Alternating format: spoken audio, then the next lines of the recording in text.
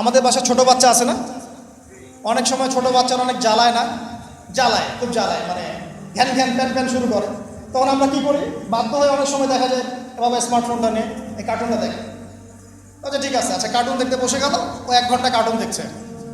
এই 1 ঘন্টা কিন্তু সে আর আপনাকে ডিস্টার্ব করবে না, আপনি রিল্যাক্সে আপনি কাজ করতে পারবেন। তাই বলে বাচ্চাদেরকে কার্টুনের অভ্যাস করায় না, আমি উদাহরণ দিচ্ছি একটা। আর যদি কার্টুন দেখাতেই হয়, ইসলামিক কোনো কার্টুন দেখায়। তো ওয়ার্ল্ড যারা নিয়ন্ত্রণ করে তারা বিশ্ববাসীর সাথে এরকম গেম খেলছে, এরকম কিছু প্রযুক্তি, এরকম কিছু মানে প্রলোভন বা আপগ্রেডেড কোনো ফিচার, এন্টারটেইনমেন্ট আপনার সামনে দিয়ে দিয়েছে, এগুলো নিয়ে আমরা ব্যস্ত। এরকম ইস্যুগুলো দিয়ে দেয়, এগুলো নিয়ে আমরা ব্যস্ত। ওরা ওদের কাজ ঠিকই করছে।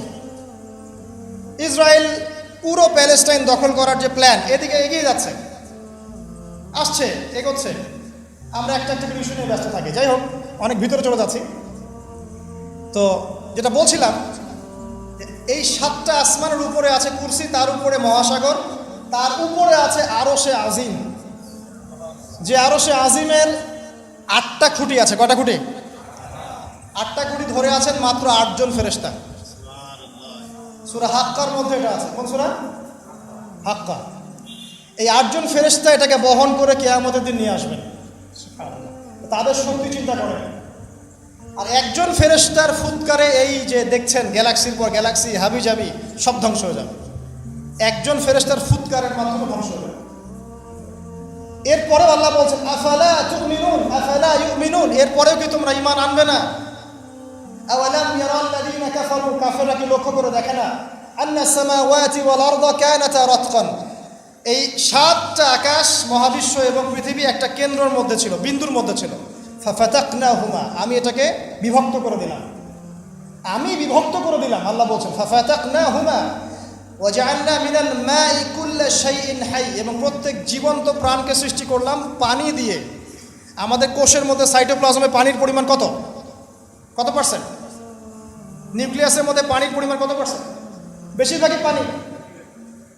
পড়াশোনা করেন, পানি দিয়ে তৈরি করেন 70 to 80%। আফালা ইউমিনুন, এরপরে আল্লাহ বলছেন তবুও কি তারা বিশ্বাস করবে না?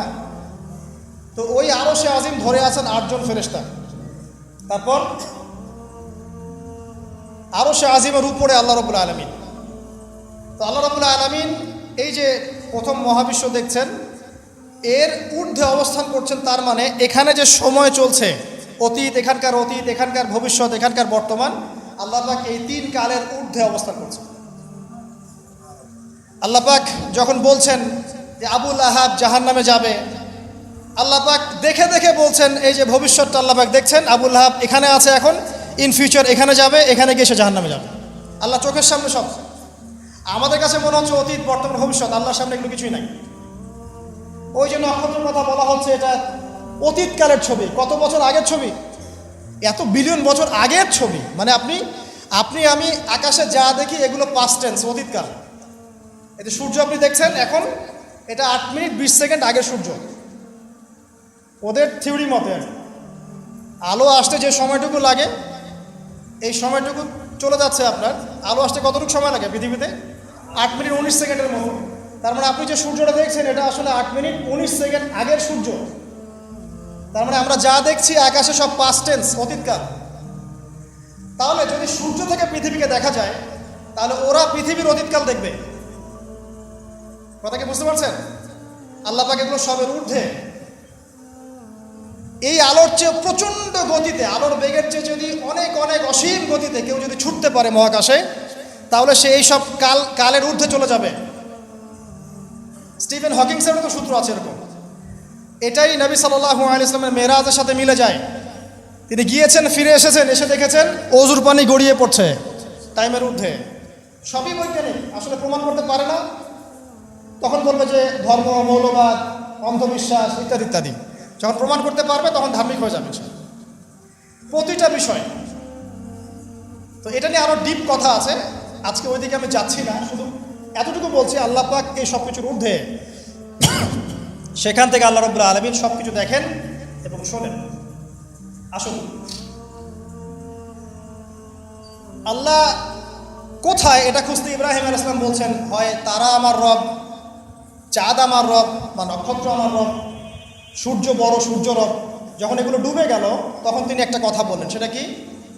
ইন্নী ওয়াজ্জাহতু ওয়াজহিয়া লিল্লাযী ফাতারাস সামাওয়াতি ওয়াল আরদা হানিফা ওয়া মা আনা মিনাল মুশরিকিন। আল্লাহ পাক এটা অন্য জায়গায় বলেছেন, মা কানা ইব্রাহিম ইয়াহুদিয়্যান ওয়ালা নাসরানিয়্যা। ইব্রাহিম ইহুদি ছিল না, নাসারা ছিল না, ওয়ালাকিন কানা হানিফান মুসলিমা, তিনি একনিষ্ঠ মুসলিম ছিলেন। ওয়া মা কানা মিনাল মুশরিকিন, তিনি মুশরিকদের অন্তর্ভুক্ত ছিলেন না। হুয়া সাম্মাকুমুল মুসলিমিন, তিনি তোমাদের নাম দিয়েছেন মুসলিম। তো একইভাবে নবী সাল্লাল্লাহু আলাইহি ওয়াসাল্লামকে দেখেন, তিনিও কিন্তু সমাজের অরাজকতা দেখে হেরা গুহায় চলে গেলেন, সেখানে আল্লাহকে ডাকতে লাগলেন, ধ্যান করতে লাগলেন। এক পর্যায়ে ওহী তার কাছে আসলো। দুজনের দেখেন কত মিল পাওয়া যাচ্ছে। এরপর যেমন ইব্রাহিম আলাইহিস সালামকে সমাজ থেকে তাড়িয়ে দেওয়া হলো, নবী সাল্লাল্লাহু আলাইহি ওয়াসাল্লামকেও সমাজ থেকে কী করা হলো? তাড়িয়ে দেওয়া হলো, মারা হলো, গালি দেওয়া হলো, রক্তাক্ত করা হলো। এক পর্যায়ে তাকে হিজরত করে চলে যেতে হলো। মিল পাচ্ছেন? পরিবার বাধা দিয়েছে ইব্রাহিম আলাইহিস সালামকেও, মুহাম্মদ সাল্লাল্লাহু আলাইহি ওয়াসাল্লামকে। আত্মীয়রা বাধা দিয়েছে ইব্রাহিম আলাইহিস সালামকেও, মুহাম্মদ সাল্লাল্লাহু আলাইহি ওয়াসাল্লামকেও। সমাজ বাধা দিয়েছে ইব্রাহিম আলাইহিস সালামকেও, মুহাম্মদ সাল্লাল্লাহু আলাইহি ওয়াসাল্লাম। হিজরত করে চলে যেতে হয়েছে তাকেও এবং তাকেও আলাইহিস সালাম। দুজনের চেহারার মিল। চলে যাওয়ার সময় তাদের সাথে কে ছিল? ইব্রাহিমের সাথে তার স্ত্রী সারা। তার স্ত্রীর নাম কি? বিশ্বের সবচেয়ে সুন্দরী মহিলা ছিলেন দুজন। কয়জন? দুজন। একজন হাওয়া আলাইহিস সালাম, দুই নাম্বার সারা আলাইহিস সালাম। তাদের মতো সুন্দরী নারী পৃথিবীতে খুব একটা আসেনি। এই ওয়াজটা আবার আপনার বউকে শোনায়েন না, রাগ হয়ে যাবে। তাকে গিয়ে বলবেন, বিশ্বের সবচেয়ে সুন্দর মেয়ে তুমি, আমার চোখে তুমিই সবচেয়ে সুন্দর। যদি কন্ট্রোল করতে চান, খালি প্রশংসা আর প্রশংসা। নিন্দা করতে গেলেই সমস্যা, নিন্দা করতে গেলেই বেঁকে বসে যাবে। খালি প্রশংসা, তুমি অনেক সুন্দর, তোমার রান্না অনেক সুন্দর, তোমার রুচি অনেক ভালো, তুমি আছো বলেই আমার সব কাজ সুন্দর হচ্ছে। শুধু প্রশংসা। দেখবেন যে সব সুন্দর মতো চলছে, ঘুড়ি উঠছে আকাশে সুন্দর। আর যদি টানা হেঁচড়া শুরু করেন, তাহলে ওই যে মাঞ্জা দিতেন না আপনারা, ঘুড়ি কেটে চলে যাবে। আর অন্য আরো ঘুড়ি যদি আকাশে থাকে, তাহলে ওই ঘুড়ি প্যাঁচ লাগে কেটে চলে যাবে।